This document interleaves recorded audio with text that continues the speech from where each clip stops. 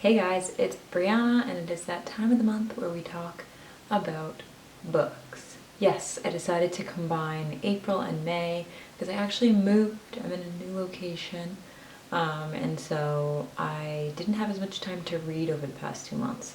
So I decided to just combine April and May into one video. Let's just jump right in. The first book that I read this month was Pet Sematary by Stephen King. This book was published in 1983, and the description reads, when Dr. Lewis Creed takes a new job and moves his family to the idyllic and rural town of Ludlow, Maine, this new beginning seems too good to be true. Yet despite Ludlow's tranquility, there's an undercurrent of danger that exists here. Those trucks on the road outside the Creed's beautiful old home travel by just a little too quickly, for one thing, as is evidenced by the makeshift pet cemetery out back in the nearby woods. Then there are the warnings to Lewis, both real and from the depths of his nightmares, that he should not venture beyond the borders of this little graveyard. A blood-chilling truth is hidden there, one more terrifying than death itself, and hideously more powerful. An ominous fate befalls anyone who dares tamper with this forbidden place, as Lewis is about to discover for himself. I loved this book. I would rate this book a 5 out of 5 stars. I really enjoyed this. It is the perfect length, coming in at 394 pages, and it is just a classic Stephen King book. If you have not read this and you enjoy Stephen King, you definitely should. If you've seen the movie, this book is much better than the movie. And if you want to see the movie, I would suggest you read this first. I was actually reading something about this book saying that, actually it might be in here, Stephen King says that this is his most disturbing novel that he's ever written. Or that's what he says when people ask. Here it is. When I'm asked what I consider to be the most frightening book I've ever written, the answer I give comes easily and with no hesitation. Pet Sematary. So, he thinks that this is his scariest book. I read this book super quick. It was a super fast read and a really engaging story. So you should definitely check this out if you haven't already. I would recommend this book to people who enjoy horror, sci-fi, and Stephen King fans. But realistically, I think anybody could read this and enjoy it. The second book that I read was 9 Perfect Strangers by Liane Moriarty. My mom recommended this book to me. It was published in 2018. It's 447 pages, and I will read you the description. 9 people gather at a remote health resort. Some are here to lose weight, some are here to get a reboot on life, some are here for reasons they can't even admit to themselves. Amid all the luxury and pampering, the mindfulness and meditation, they know these 10 days might involve some real work, but none of them could imagine just how challenging the next 10 days are going to be. Frances Welty, the formerly best-selling romantic novel, arrives at Tranquillum House nursing a bad back, a broken heart, and an exquisitely painful paper cut.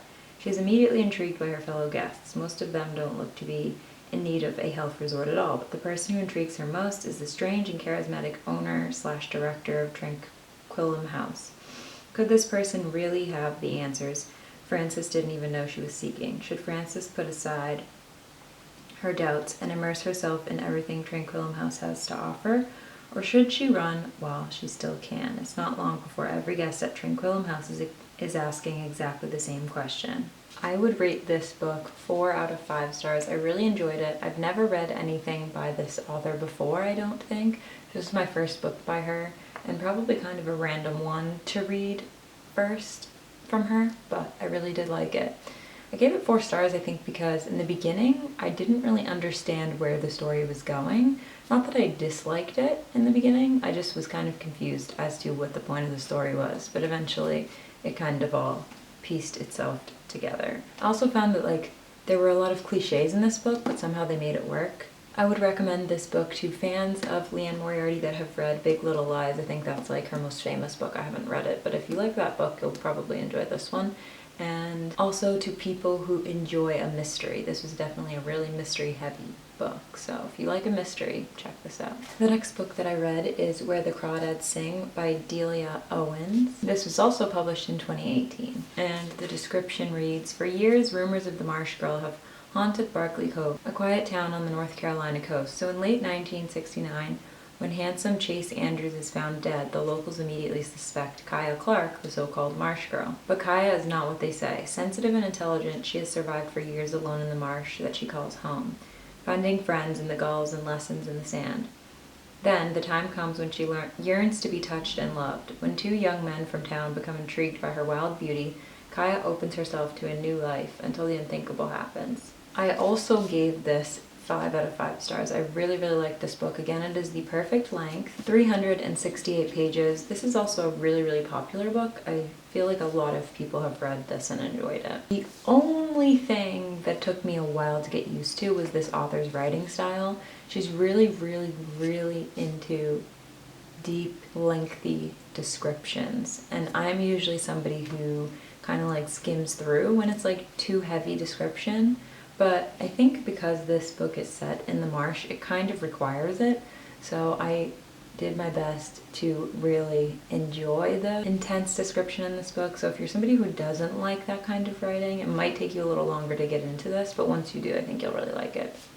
I also loved the ending. I won't give anything away, but I am a sucker for a twist ending, and typically I'm pretty good at guessing them before they happen, but I definitely didn't guess the twist ending in this. I would recommend this book to anyone. I would especially recommend it to people who enjoy mysteries and also people who like female protagonists. Last but not least, I read Mistborn by Brandon Sanderson. This was a recommendation by a friend of mine, and it's actually a 3-book series. This was published in 2006. It's 643 pages, and I will read you the description. The mists rule the night. The Lord Ruler owns the world. Once, a hero arose to save the world. He failed. Ever since, the world has been a wasteland of ash and mist, controlled by the immortal emperor known as the Lord Ruler. But hope survives. A new uprising is forming, one built around the ultimate caper, the cunning of a brilliant criminal mastermind, the determination of an unlikely heroine, a street urchin who must learn to master the power of a Mistborn. This is super fantasy heavy of a book. Out of 5 stars, I gave this 4. I really enjoyed it, but it is a genre I definitely wouldn't have picked up on my own.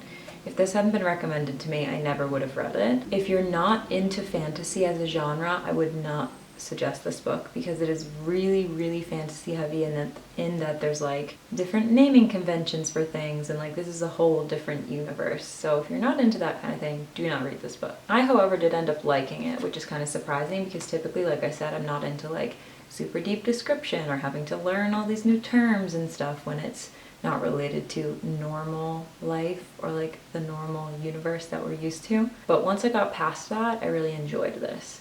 I would recommend this to anybody who likes fantasy as a genre, anyone who likes mysteries, and also people who like strong female protagonists. There's also a lot of action in this book, so if you like a lot of action-packed, dramatic scenes, then you'll like this. And that is everything I read this month. Usually I give you guys a little sneak peek, and it's the 2nd book in the series that I'm reading right now. I'm actually already like halfway through it, so this will be in my review video for next month. I also ordered a bunch of new books, a lot of which are by Black authors, because I am really trying my best to educate myself better on some things that I just don't know a lot about. So if you're looking for resources to find more Black authors like I am, I'll leave some links below and also mention some of the books that I just recently ordered, and hopefully some of those will be in next month's video so that we can chat about them.